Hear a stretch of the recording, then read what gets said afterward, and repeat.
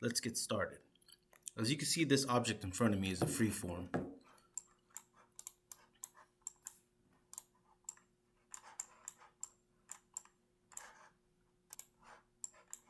And in this case, you cannot align using primitives. So you have to use align interactive.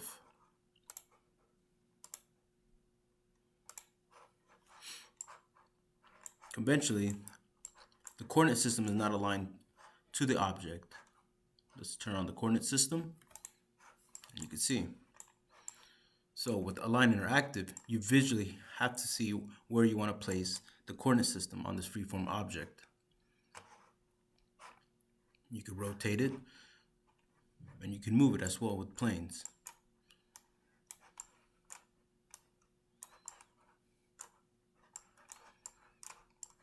So in this case, visually, I want the coordinate system right in front. So what I would do is align it to the screen. Let's say here.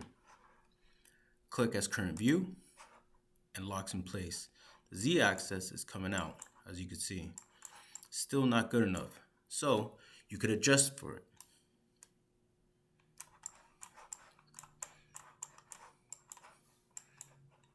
You can move it as well, rotate it.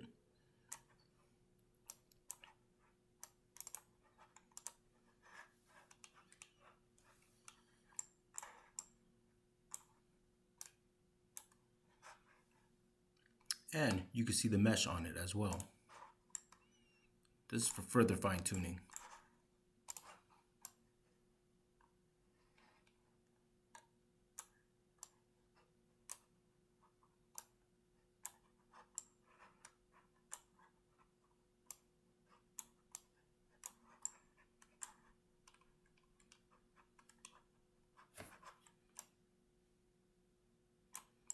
Again, this is for fine-tuning. This works well with symmetric objects. We could also change the directions by the degrees.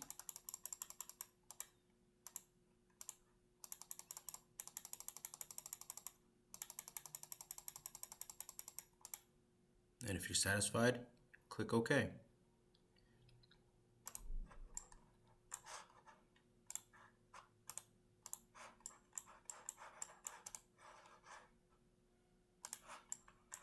Let me show you drag strength.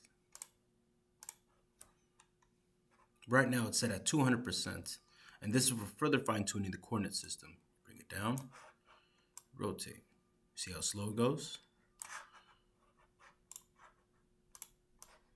Max at 200,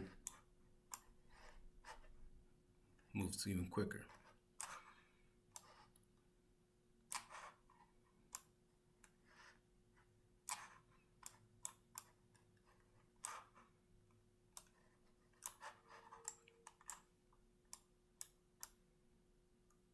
Again, align interactive is used for freeform objects.